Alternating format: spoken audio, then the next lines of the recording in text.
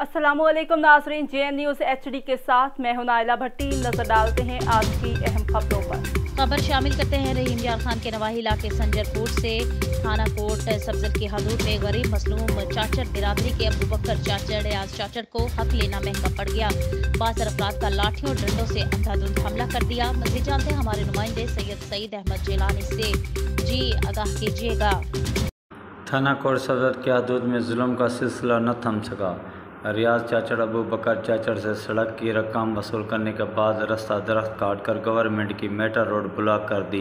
सड़क ब्लॉक करने से रोकने पर गुलाम फरीद चाचड़, हयात चाचड़, अब्दुल हादी चाचड़, अब्बास चाचड़ ने लाठियों और डंडों से अबू बकर चाचड़ और रियाज चाचड़ पर अंधाधुंध हमला किया, जिसकी वजह से रियाज चाचड़ शदीद ज़ख्मी हो गया। इसका बाजू टूट गया। पुलिस ने नक्शा मजरूबी बनाकर दिहाई मरकज़िया संजा पर मुंतकिल कर दिया।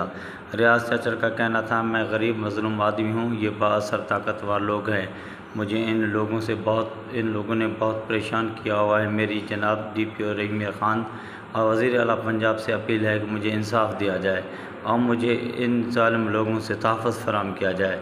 कैमरामैन टीम के साथ सैयद सईद अहमद जिलानी, JN न्यूज़, रहीम यार।